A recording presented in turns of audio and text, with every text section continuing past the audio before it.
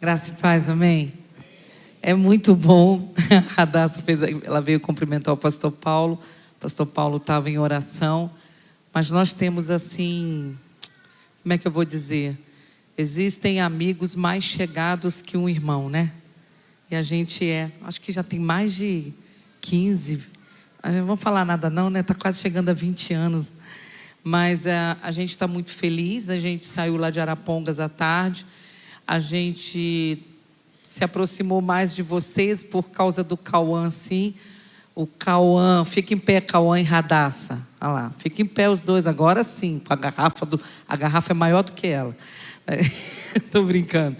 Radassa e Cauã. Cauã estava na nossa casa em Arapongas. E Radassa é minha filha, vocês já conhecem, né? Ela não cresceu muito, mas vai fazer 18 anos.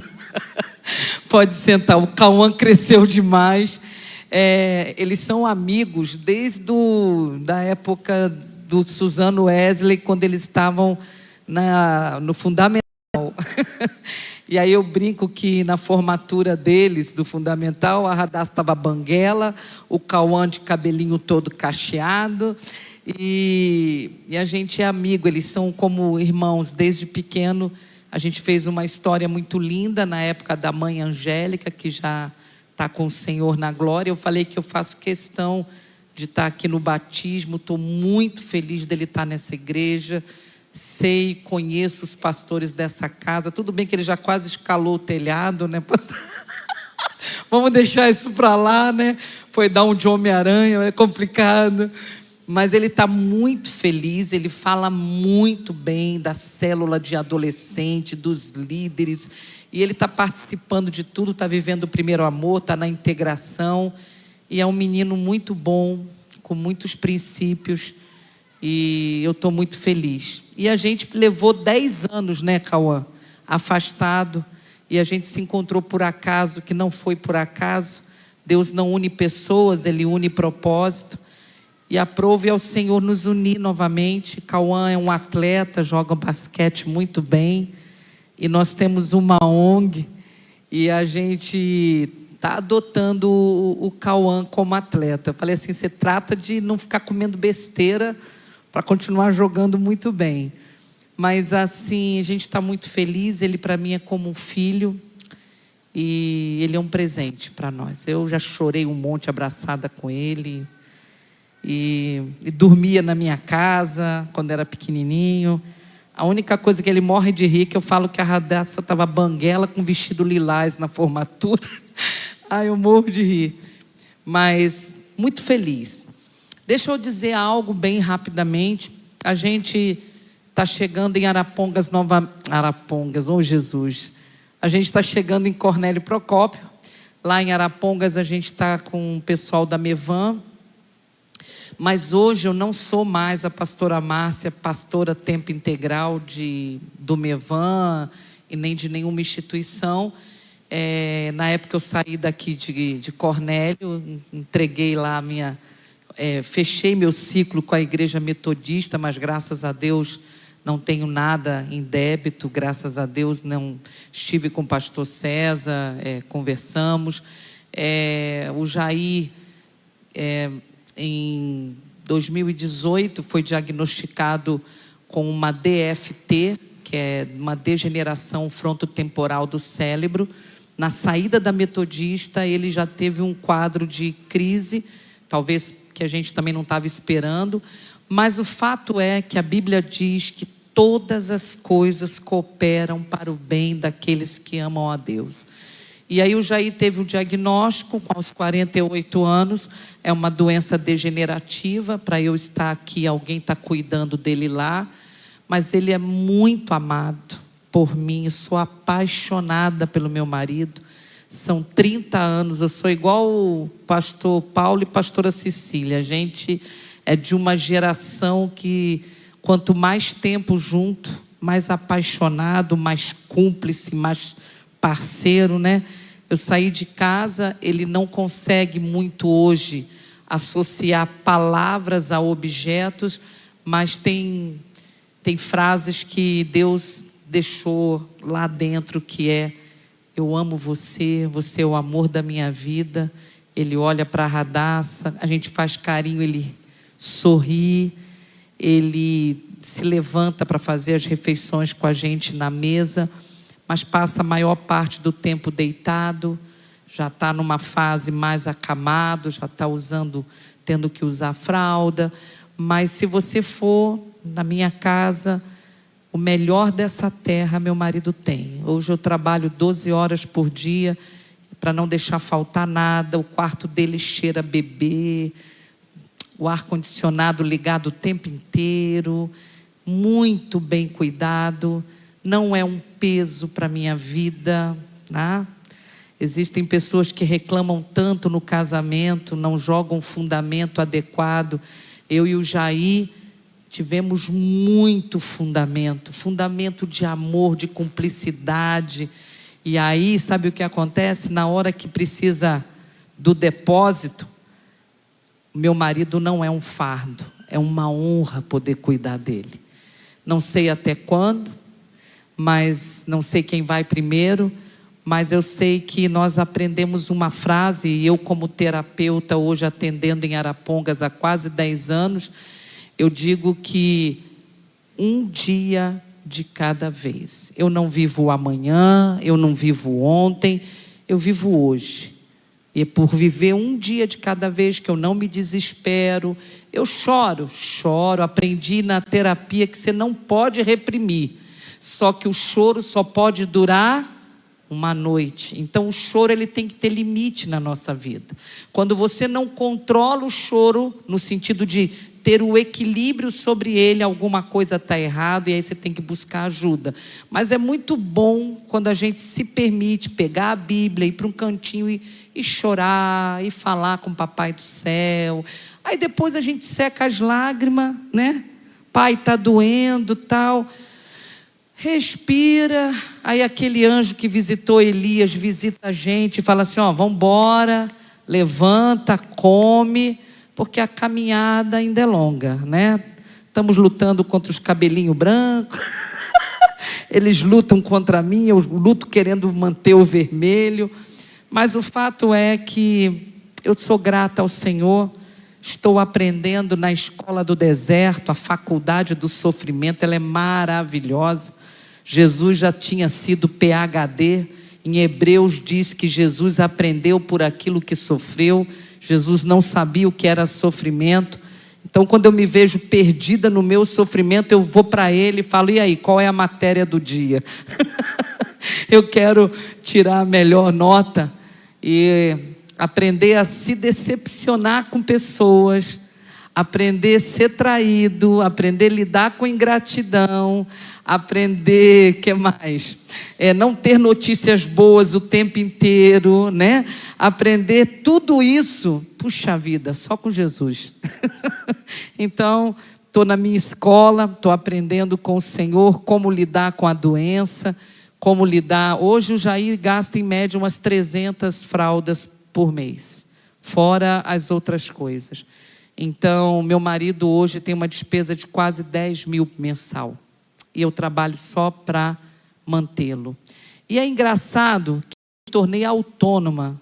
E quando você semeia na vida de missionários, eu fui missionária também da Jocum, quando você semeia em missões, quando você semeia na igreja, no reino, em pessoas, olha que interessante, na hora que você mais precisa, o Senhor vem ao teu encontro. Se você me perguntar assim, Márcia, como, da onde vem sua renda hoje? Praticamente 100% do meu consultório. Como? Verdade. Eu não sou assalariada de igreja hoje, mas... E é engraçado, eu dependo diariamente que Deus mande meus pacientes. Não tem o meu nome na porta. Quem passa em frente ao meu consultório só vê um vidro tudo preto. Fumê. Quando entra é a coisa mais linda do mundo. Do lado de fora ninguém sabe. Então alguns pacientes, é verdade, falam assim, não bota nome não, tá bom assim, ninguém sabe o que a gente vem fazer aqui. Aí eu falei assim, tá bom. Aí um dia eu falei para Deus assim, Deus, todo mundo tem nome na porta, eu não botei o meu ainda. Aí o Senhor falou assim, tá faltando paciente? Eu falei, não Senhor, então esquece o nome. Então... Gálatas 2:20, não mais vivo eu, mas Cristo vive em mim. Ele me mandando meus pacientes, tá bom? Quem diria? Pastora Márcia, terapeuta. Olha que loucura, né? E quando eu fiz o curso, eu não fiz com nenhuma intenção profissional. Fiz para entender melhor dentro do pastorado. Mas hoje eu atendo gente na Itália, Estados Unidos, Portugal e por aí vai. Campinas. Uma parte eu atendo online, outra parte é presencial. E durante muito tempo, dentro da cidade de Arapongas, eu estou quase 8 anos trancada dentro de uma sala. Ninguém me vê, não saio para pregar quase.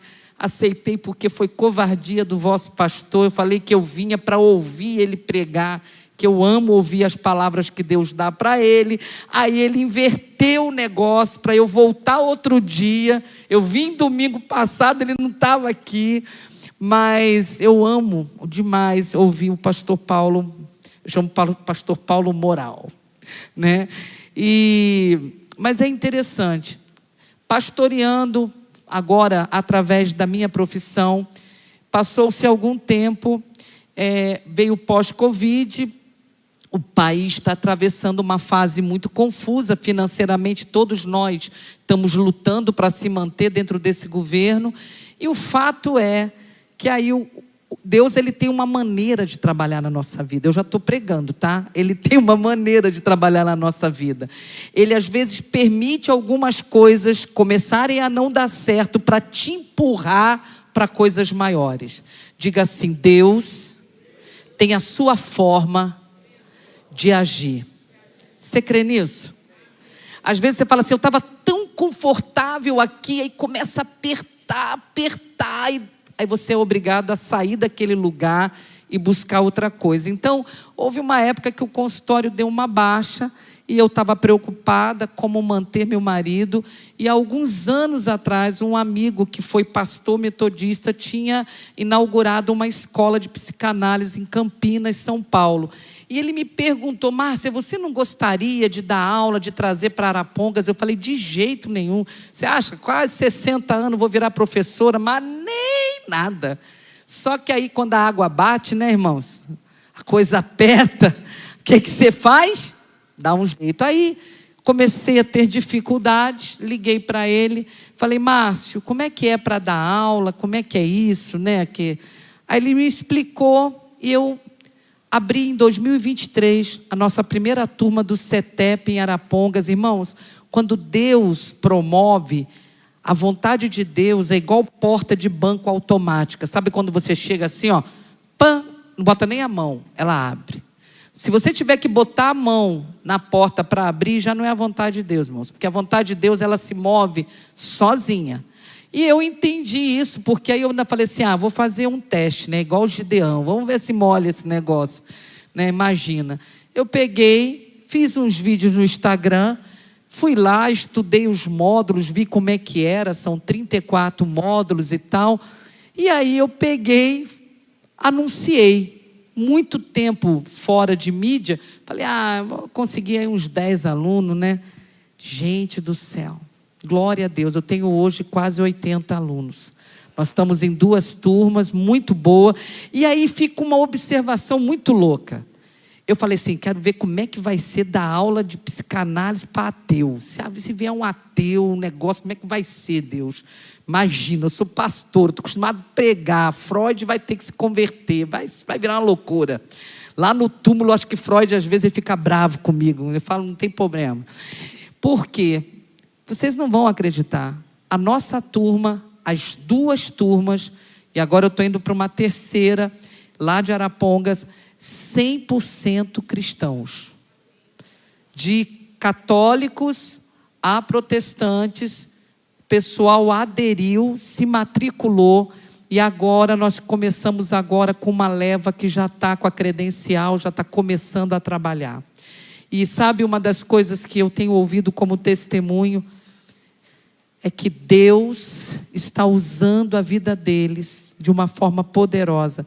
Um terapeuta cristão faz toda a diferença na hora que você precisa para o seu filho, para a sua filha, para você. é diferente. Ah, mas você prega no consultório? Não. Ah, mas não, mas o que você carrega não tem como negar. Você entende isso? Até porque o que é a psicanálise? É um método de tratamento, de investigação daquilo que você sente, mas não sabe dar nomes. Eu me apaixonei agora, porque agora, descobrindo que Freud era de família judia, eu falei, muito doido, mas mesmo assim tinha uma essência ali. Então hoje eu estou com 3 turmas e Deus colocou no meu coração de abrir um polo aqui em Cornélio. Fiz parceria com a Unicesumar e nós vamos estar aqui no último final de janeiro trazendo o curso. Pedi para o pastor Paulo para divulgar. Eu gostaria de ver muitos cristãos fazendo esse curso comigo. Mas eu não levo jeito, eu não sei se eu vou clinicar. Faça por autoconhecimento.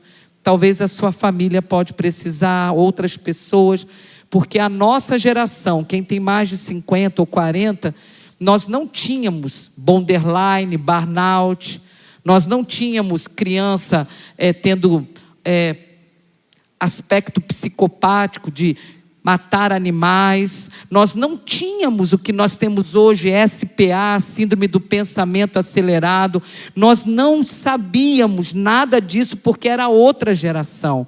Então, vale muito a pena, tá bom? Pastor Paulo está com todas as informações, você vai ter acesso a tudo. E, Márcia, são 34 módulos, com 15 módulos, 13, 14, por aí, você já começa a poder entrar no tempo de estágio, que eu chamo de começar a atender pessoas. E olha, eu estou com um sonho de trazer a minha ONG para Arapongas. Qual é o projeto da ONG Mãos que Ajudam?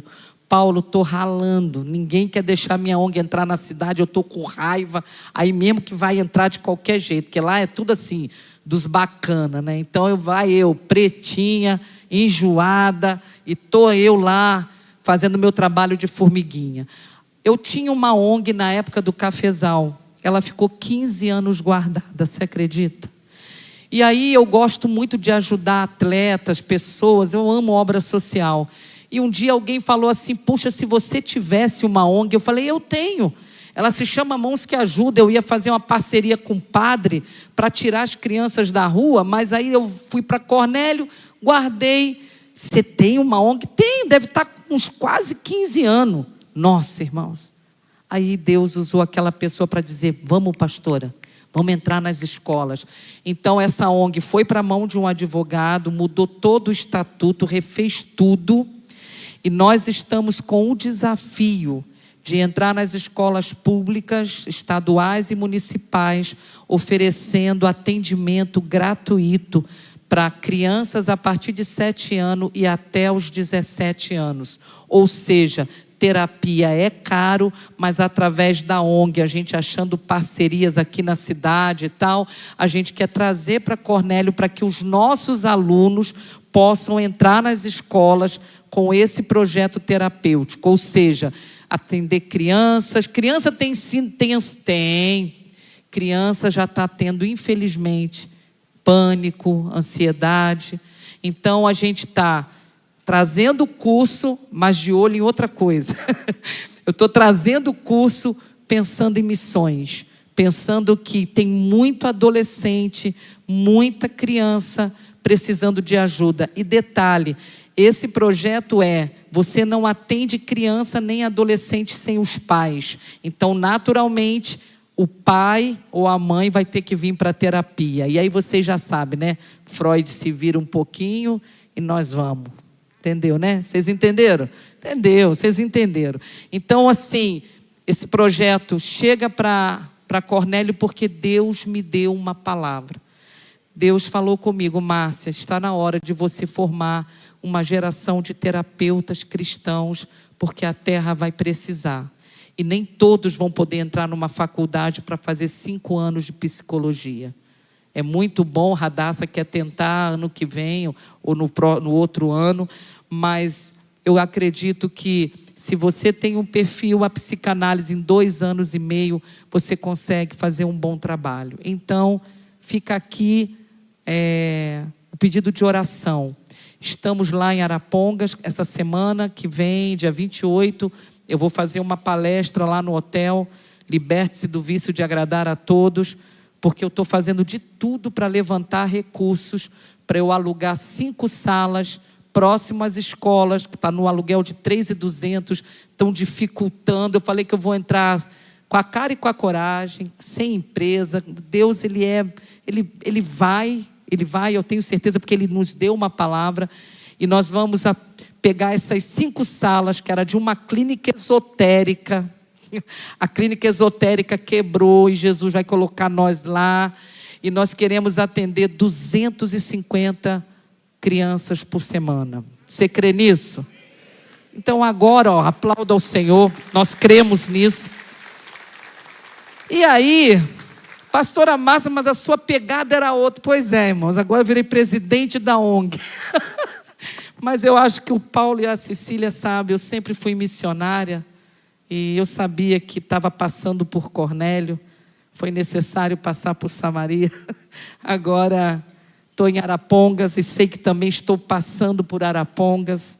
Ainda quero chegar em Angola e levar a escola de psicanálise para a África e ajudar lá.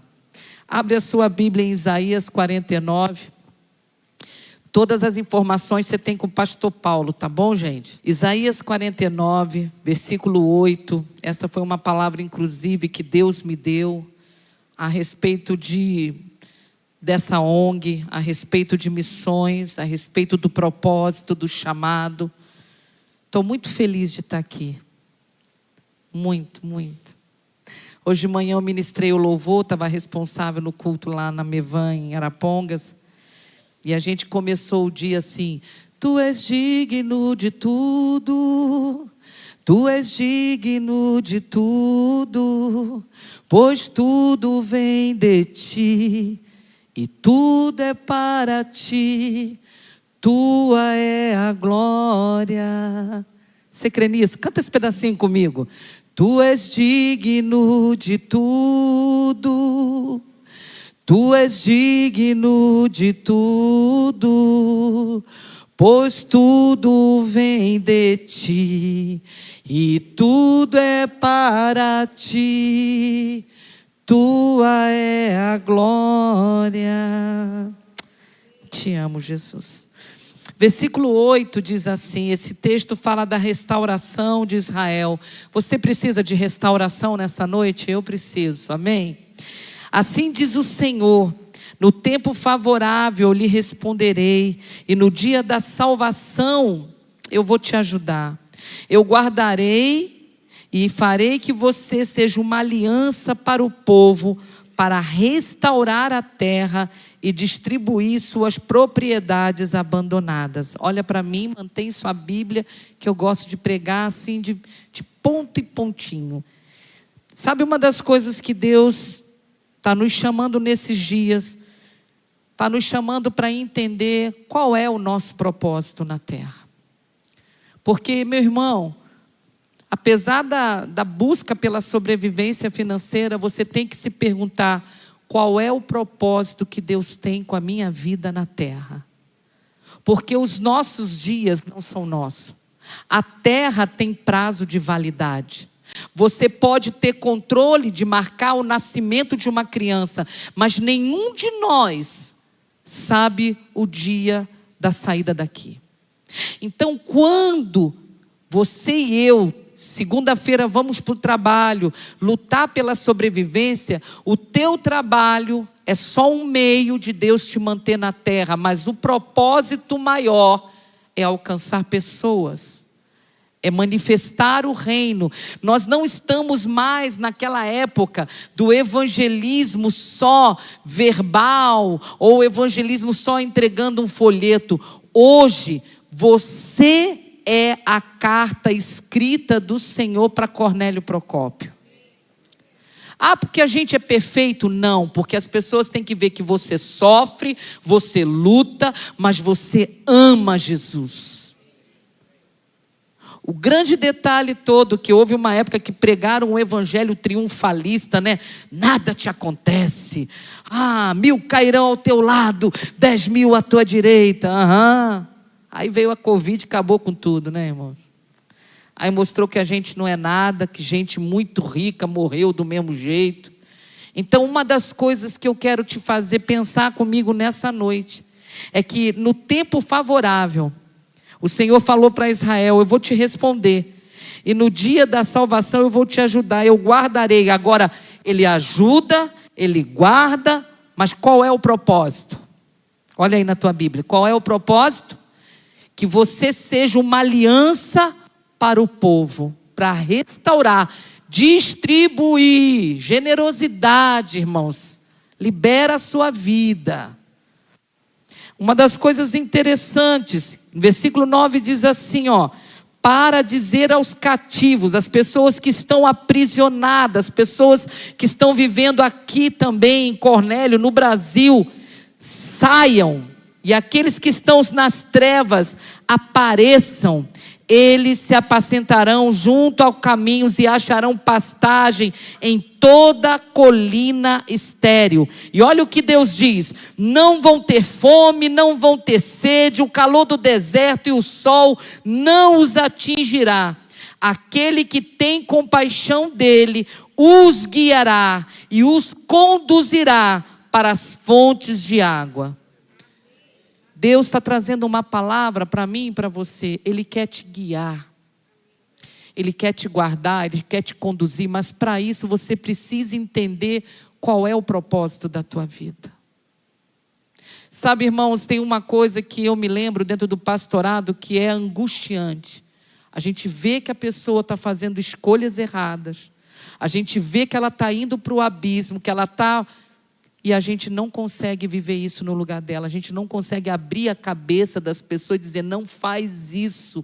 O final disso é morte. O final disso é condenação. Não faz isso, não faz isso. O diabo vai pegar você, ele vai te matar. Infelizmente, ou felizmente, cada um de nós dará conta de si mesmo a Deus. Houve um tempo que pregaram tanta prosperidade que esqueceram de falar da volta de Jesus e de que o diabo continua agindo na terra. Não, pastor, que é isso? Está amarrado? Não, não está amarrado não, irmão, está solto mesmo. Infelizmente, eu nunca vi uma geração tão escrava da pornografia, da maledicência. Eu nunca vi uma geração tão escrava do vício como essa geração. Uma geração onde as crianças estão sendo doutrinadas pelo inferno.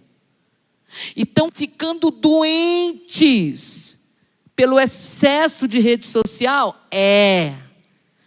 Cada vez que passa o dedinho assim, é comparado ao trago de um cigarro. A quantidade de dopamina é muito grande. Irmãos, eu falo isso com humildade, eu não sou diferente de vocês. Às vezes eu quero ir olhar uma coisinha pequena, quando eu vou ver passou 1 hora, porque aí tem um falando comigo, tem outro falando, tem outro falando, tem outro falando. Tem hora que quando eu olho o meu WhatsApp tudo verde, chega a me dar arrepio. Eu falo: Jesus, o que eu faço? Se abrir, não responder, o irmão entra em crise, chama a gente de mal educado. Não é assim, irmão? Aí se bota aquele modelo de que a pessoa lê, mas você não confirma que leu, piorou. A gente fala assim: nossa, mas que falta de educação, não deixa a gente saber nem se leu ou não a mensagem. E nós estamos vivendo uma geração onde as pessoas estão cobrando cada vez mais, elas querem mais, ela quer que você escreve, ela quer que você prega no WhatsApp. Irmão, vem na igreja. Pelo amor de Deus. Às vezes você está ali, já pensou se o pastor Paulo tiver que pregar para todo mundo individualmente, para cada irmão pelo WhatsApp? Irmão do céu, aí eu vou falar sangue e fogo, que é só o sangue não dá. Porque é uma realidade, irmãos, olha bem, a modernidade, ela está matando a gente, porque ela está fazendo você pegar 24 horas do dia e colocar excesso de coisas. Você não dá conta. Mas o dia está mais curto. Não, você está fazendo muita coisa no mesmo dia. É falta de organização do tempo. O dia continua tendo 24 horas, 1 hora continua tendo 60, não é assim? Então por que não dá? Na época da minha avó não tinha máquina de lavar, não tinha micro-ondas, não tinha nada. E todo mundo, irmãos, conseguiu organizar a vida. Botar 10 filhos, irmão. O pessoal criava 10 filhos. Eu não sei como, irmão, porque eu estou com a radaça pulando no pé só. Como é que fazia com 10? Também não tinha unha postiça, não tinha cílio, não tinha cabeleireiro, não tinha nada, né, irmãos? Mas essa geração é muito complicado. O que eu quero te dizer? Deus te chamou para você fazer com que a terra seja restaurada e não você ser escravo do sistema. Como é que pode? Eu não tenho tempo para estar no culto, mas eu tenho tempo para estar em outros lugares. Como é que faz, irmãos? Ah, mas é porque querido, olha só, é prioridade a sua vida espiritual, é prioridade o reino, né, a adoração, é prioridade. Paulo, nós não temos mais tempo a perder, a terra está gemendo. Então, quando eu vejo Deus falando aqui, ó, eu vou cuidar, eu vou dar comida, eu vou guardar vocês vão ser guardados, o sol não vai atingir, eu vou ter compaixão, eu vou conduzir vocês para vocês terem fartura no deserto. Essa é a parte boa, amém? E a sua parte, qual é? Eu quero tudo isso, pastor. Deus, antes de ser seu pastor, Ele tem que ser seu Senhor.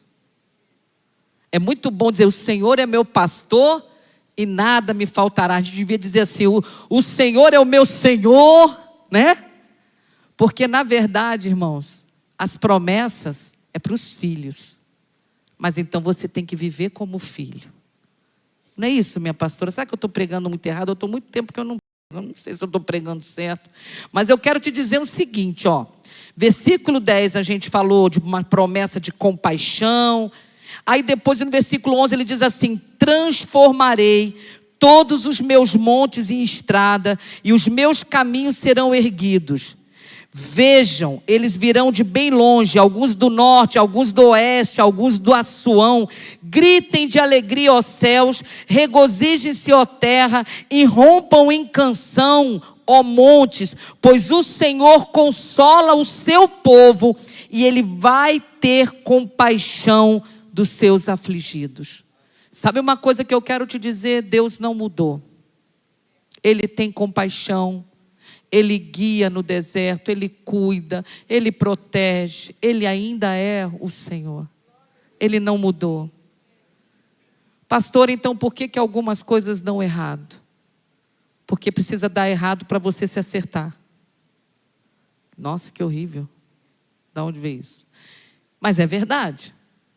Toda vez, pastor Paulo é ótimo em Antigo Testamento, toda vez que Deus queria tratar o povo de Israel, era com sombra e água fresca. Era assim, meu pastor? Levantava um rei maravilhoso, que fazia tudo pelo povo. Toda vez que Deus tinha que alinhar Israel, vinha um tempo de aflição. E era na aflição que Israel se voltava para o Senhor. Você sabia que se você tem tudo, a tua tendência, maná de novo, não tem mais nada. Mas essa música de novo, mas essa palavra de novo. Irmãos, nós temos uma natureza horrível. A natureza adâmica, ela é terrível, ela é enganadora. Ela é uma natureza que realmente, quando ela se torna religiosa, então, meu Deus, é insuportável. Bota defeito em tudo, reclama de tudo, fala de tudo. Meu querido, o culto a Deus é individual. Cada um dará conta de si mesmo a Deus. Irmãos, nós vivemos uma época que assim, todo mundo quer a igreja da moda. Todo mundo está buscando coisas rápidas e instantâneas. É uma geração liquidificador, mistura tudo. Meu irmão, eu fico doida. Sabe uma coisa que eu acho interessante? Na vida dos católicos, vou falar, pode acontecer o que for, o padre pode mudar, mas eles continuam ali. Não é assim, irmãos? E os crentes, irmãos? Vou falar não, fica feio, né? Eu vou trocar. Não, agora eu vou para aquela. Agora eu vou para... Meu irmão, que coisa feia, irmão. É loucura, irmãos. Eu entendo que caminhar numa comunidade é uma palavra de Deus para a tua vida, amém? É onde Deus chama. Eu falei, Cauã, você está dentro de uma comunidade que é família, fica quietinho. Ele, não, eu gosto da igreja. Eu falei, mas gosta mesmo, e para de subir em telhado. Não vai mais fazer nada de subir em telhado. Mas é uma realidade. Igreja é uma comunidade onde nós entramos para cultuar e saímos para servir a sociedade, amém? Aqui a gente tem uma palavra de entendimento e durante a semana nós vamos manifestar, no meio das nossas lutas, aquilo que nós acreditamos. E quando eu vejo esse Deus que guia, que transforma, que conduz, o Senhor está dizendo assim, ó, grita de alegria. Sabe por quê? Porque Ele tem pessoas que Ele quer alcançar em Cornélio Procópio através da tua vida. Não é, irmão, com finalidade de encher a igreja. Irmão, tem muita igreja cheia de gente vazia. Igreja não é teatro, não é show, irmãos. Não é entretenimento. Igreja é lugar de adoração e de serviço.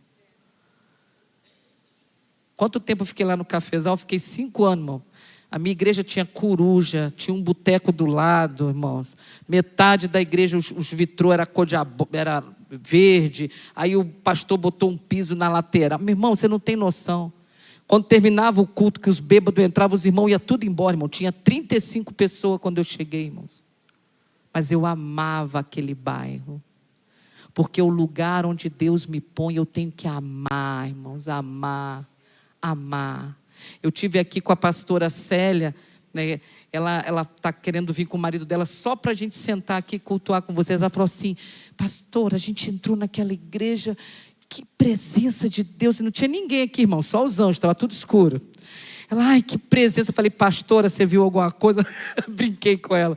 Mas realmente a gente entra aqui, eu já sei que tem um lugar de adoração, de oração. Eu falei, pastor Paulo e pastora Cecília, vou te contar, fica velhinho, mas não perde o jeito, né? Tinha que botar uma salinha ali, né? De adoração e oração. Um lugar onde Jesus com certeza tem prazer de estar. Sabe o que eu quero te dizer? Deus te chamou para você ser uma aliança para esse povo de Cornélio. Deus está dizendo para você consolar as pessoas que estão aflitas nessa cidade. Mas pastor, eu estou precisando ser consolado. Então faça, cumpra com a missão e você vai ser consolado pelo Senhor. Porque não sei se tem líderes aqui, eles vão concordar comigo. Já viu aquele dia que você está assim, mais quebradinho de que arroz de terceira, mal. Aí chega um liderado, eu estou precisando de ajuda. Aí você bota a sua dor de lado. Aí vai lá, ora, chora, aconselha. Quando acaba, você diz, nossa, mas não é que eu fiquei bem? Porque aí você descobre que melhor é dar do que receber. Sabe uma das coisas que eu quero te dizer? Deus tem um propósito para essa cidade, Deus está contando com você. Vai haver momentos na nossa vida que a gente vai ter um sentimento de que parece que Deus não está nos ouvindo. Quando o diagnóstico do Jair saiu, teve tanta gente querendo dar interpretação, irmãos, eu acho horrível isso. Vou dar uma dica. Quando alguém estiver passando por uma enfermidade, não tenta interpretar não, querido, você não é Deus. E nós temos que romper com esse pensamento de que sofrimento é castigo e Deus está pesando a mão. Isso é uma coisa do inferno. Jesus sofreu, tinha pecado. Jesus fez algo, Jesus estava pagando. Não, peraí, Jesus, ele deu a vida dele por nós. Mas o Pai não estava zangado com ele, não estava tomando couro do céu, não é nada disso. E as pessoas, elas têm uma associação, e a gente sabe de onde vem, né? Lá da história da igreja lá atrás, de que todo sofrimento é uma maldição. Não, querido. Jair era meu marido antes da doença, um cara íntegro. Paulo conheceu, lia a Bíblia todos os dias, tinha lido a Bíblia mais de 8 vezes em várias traduções, quietinho, nunca gostou de microfone, não pregava, mas o homem mais íntegro que eu conheci foi meu marido. De repente, Ele mudou de comportamento, começou a ficar meio diferente, meio extrovertido, não era ele. E aí eu resolvi fazer um exame na Clínica do Lago, em Londrina. Ele foi dirigindo o carro, Paulo, conversando, normal. E aí o doutor pediu uma ressonância, nós fizemos a ressonância, a gente foi conversando. Quando chegou dentro do consultório, o doutor pegou um negócio cheio de desenho de cinto, bolsa, não sei o quê, e ele leu e falou. Depois o médico desvirou e ficou perguntando para o Jair o nome de uma bolsa, de um cinto, e ele olhava para mim assim, como quem diz, não estou entendendo. E eu achei que ele estava brincando. Eu falei: Jair, anda, lê o que está aí, para que o doutor tem tempo. E aí o médico me olhou e viu que ele estava perdido e explicou para mim que o Jair não conseguia dar nome aos objetos, porque essa doença você desassocia o objeto à palavra. E ele me disse tudo que nós teríamos que enfrentar. E eu saí dali sem entender nada, irmãos, porque ele ainda voltou dirigindo, porém sem entender. Fomos em todos os médicos que você pode imaginar. Eu gastei tudo que eu tinha, que eu não tinha, e hoje eu trabalho só para poder manter. Mas eu posso te dizer uma coisa, são 7 anos de doença. 7 anos cuidando dele, e a doença está avançando e ele está piorando, fisicamente. Mas olha só, não tem um dia que eu questiono Deus, eu só agradeço. Porque hoje eu tenho uma profissão que está me dando condições de sustentar meu marido. Eu amo, sou apaixonada. Não tem essa de, ai, está carente, vai buscar outro marido. Nem de longe, irmão. A minha geração é a geração assim, ó.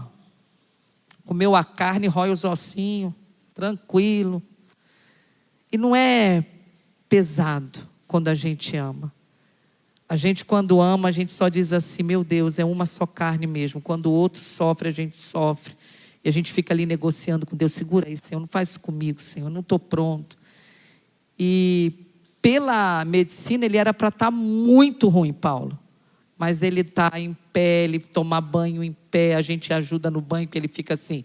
Eu falei: mas tu virou rei, né? Agora eu tenho que fazer tudo. Ele fica rindo.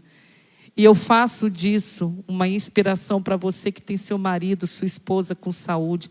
Perde tempo com bobagem, com briga boba, não, gente. Não vale a pena. Mas todo casal diverge. Ixi, mas eu divergia até com a colher de pau, assim, olhando para o Jair, quando eu era mais nova.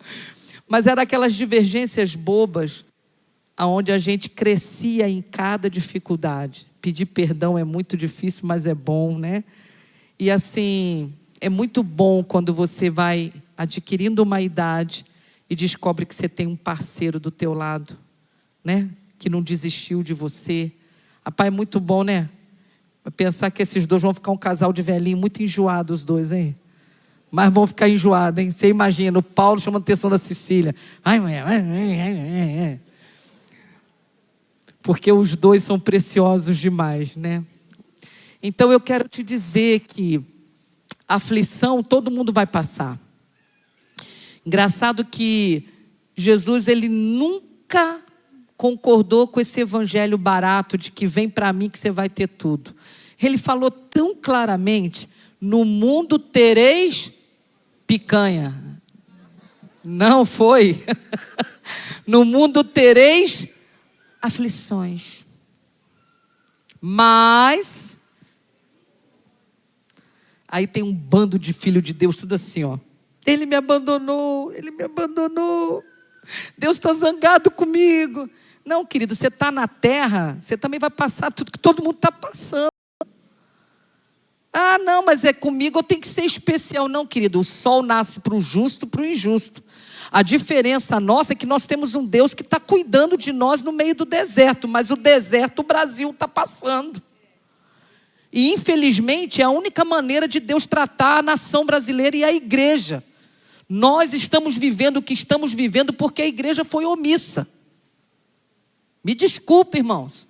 Se nós cumpríssemos com o nosso papel, o Brasil não tinha chegado no ponto que chegou. Mas ficou aquela época gospel, né? Igrejas lotadas. Uau! E o povo esquecendo dos órfãos, das viúvas, dos missionários, da integridade, de andar na verdade, né? De fazer o que é certo. Não, isso aí saiu de moda, irmão. Tem o pecado gospel, né? Para que ter caráter? Não, pode ser, né, um caráter meio duvidoso, né? Um pé aqui, um pé lá, né? O fato é, meu irmão, que a igreja brasileira agora vai ter que ter o avivamento de qualquer jeito. Agora estamos clamando por um avivamento dos crentes se converter. Ó que loucura! Não é nem os de fora, irmão. É os de dentro. Porque as pessoas estão confundindo religião com o reino. O reino de Deus não é comida, não é bebida, irmãos. O reino de Deus não é estatística numérica de quantas pessoas tem na sua comunidade. O reino de Deus não trabalha com ostentação, irmãos. O reino de Deus não é show da fé, irmãos. O reino de Deus olha para a cruz, olha para Jesus. Isso é o reino. O reino é voluntário. É você dar a sua vida por amor ao Senhor.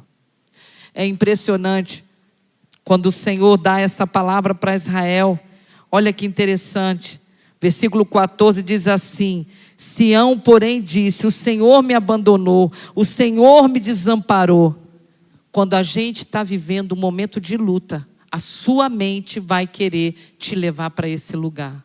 Uma das maiores estratégias do diabo é desconstruir a imagem amorosa de Deus, o nosso Pai. Porque quando ele faz com você como ele tentou fazer lá com Jó, então ele ganha um território enorme. Cadê teu Deus?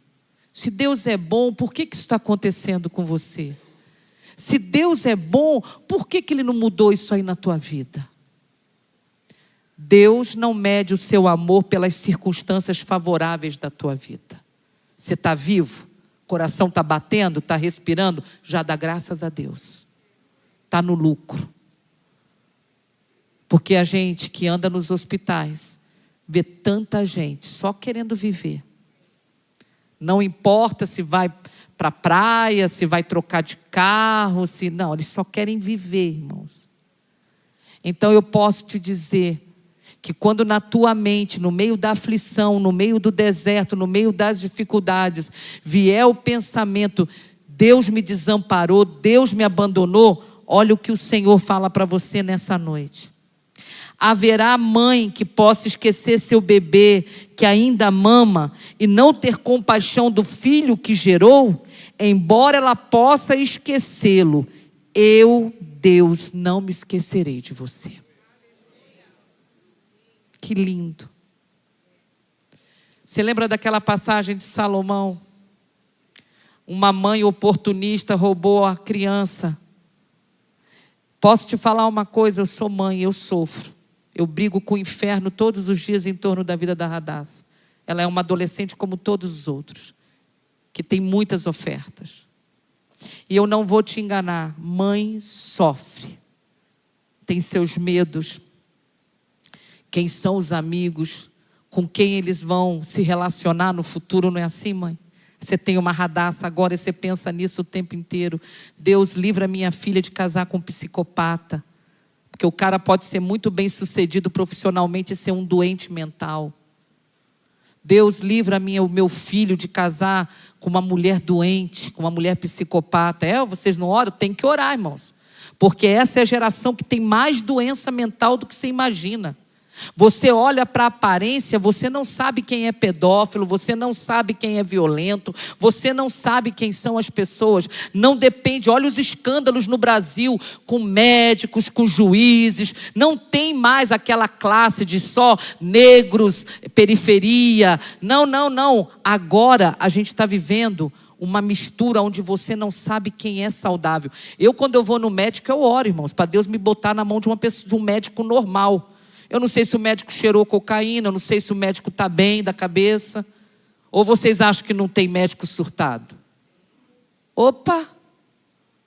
Então, quando nós pensamos na maternidade, a gente pensa no sentimento que mais se aproxima do amor de Deus, né?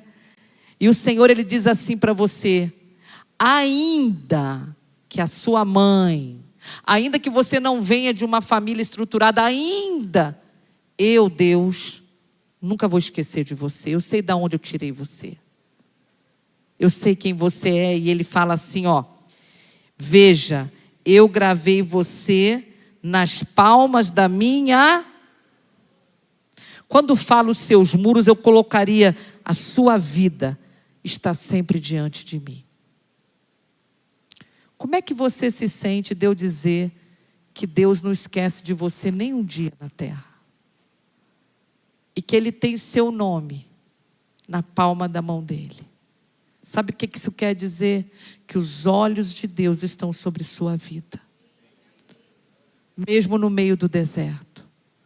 Márcia, esse ano está sendo um ano muito difícil. Nós estamos chegando a um final de ano com muitas coisas difíceis que nós vivemos. Mas eu posso te declarar com toda certeza: o Senhor nunca saiu de perto de você. Ele nunca te abandonou. E Ele nunca vai te deixar. Às vezes nós confundimos os nossos sentimentos com a presença de Deus. Quando Elias estava na caverna, ele não estava sentindo Deus perto dele, mas o Senhor estava ali. Às vezes o nosso sentimento faz a gente não sentir Deus, por angústias, por decepções, por depressão, mas eu quero te dizer que a presença de Deus não depende do teu sentimento. Deus está nesse lugar, Deus está com você, Deus habita em você. Nunca esqueça disso. A morada de Deus é você. Ele não habita mais em templos feitos por mãos de homens. Ele habita em você. Aonde você for, você carrega a presença do Senhor. É por isso que não combina, irmãos, alguns lugares para a vida dos filhos de Deus. Só se Ele tiver propósito e for muito bem revelado para estar ali. Porque, na verdade, Ele fala a respeito disso. E eu quero que você vire a página da tua Bíblia, tá? E eu quero terminar nessa noite com o versículo 23, lá embaixo, que diz assim, ó. Vamos ler o 23 todo. Reis serão os seus padrastos, e as suas rainhas serão suas amas de leite. Eles se inclinarão diante de você com o rosto em terra, lamberão o pó dos seus pés. Então você saberá que eu sou o Senhor, e aqueles que esperam em mim não ficarão decepcionados. Você espera no Senhor? Você crê nisso mesmo, irmãos? Eu quero orar com você. Eu quero que você fique em pé. Eu queria chamar o pessoal do louvor. Se você não lembrar de nada do que eu estou dizendo, você vai lembrar o seguinte: Deus falou que Ele me chamou para fazer de mim uma aliança em Cornélio, amém? Ele está dizendo que Ele vai me guiar, que Ele vai me proteger. O que mais que eu falei aqui hoje à noite? Vamos ver. Vamos ver, irmão. Vocês só me viram pregar, não entenderam que Deus, estava falando com você. Ele vai te proteger, Ele vai te guiar, Ele vai te sustentar. Você não vai ter fome, você não vai ter sede. Não foi isso que Deus falou? Diga assim: o meu Deus é um Deus de toda provisão.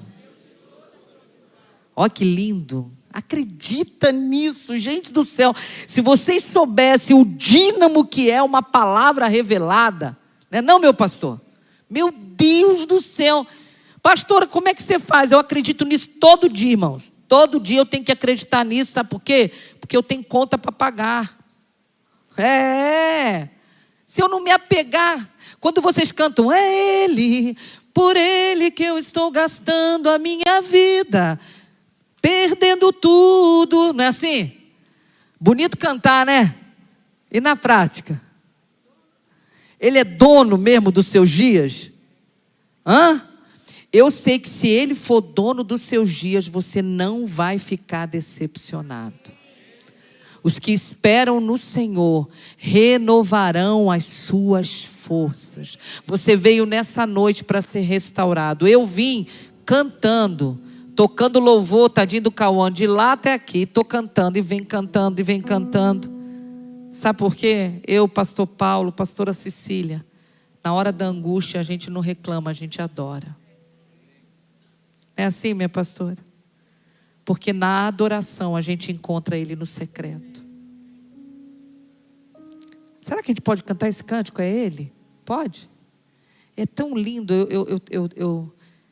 Eu fico fugindo, irmãos. Lá de Araponga eu vou um pulinho lá na Nova Aliança, aí adoro escondidinha. Esse meu cabelo não ajuda. Eu sempre acho alguém que me conhece, irmãos. Eu vou trocar de peruca, irmãos. Mas eu fui lá na Nova Aliança um dia. Eu estava muito angustiada, muito angustiada. Foi uma manhã daquela que eu estava morrendo de saudade de quem o Jair era. Dia de domingo é muito difícil para mim. E aí eu entrei na Nova Aliança de manhã e tinha um missionário pregando. Eu fiquei tão feliz. O pastor Davi colocou um missionário para falar de missões.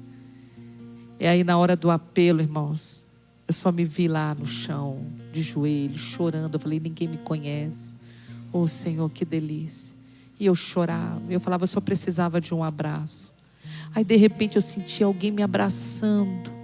E essa pessoa começou a orar por mim. E eu só de olhinho fechado. Quando eu abri os olhos, era a esposa do pastor Davi. No meio de uma multidão, o Senhor levou ela para orar comigo. Sabe, Deus quando olha do céu, Ele vê você. Ele não vê a multidão. Nessa noite Ele não está vendo um grupo de pessoas. Ele está vendo você.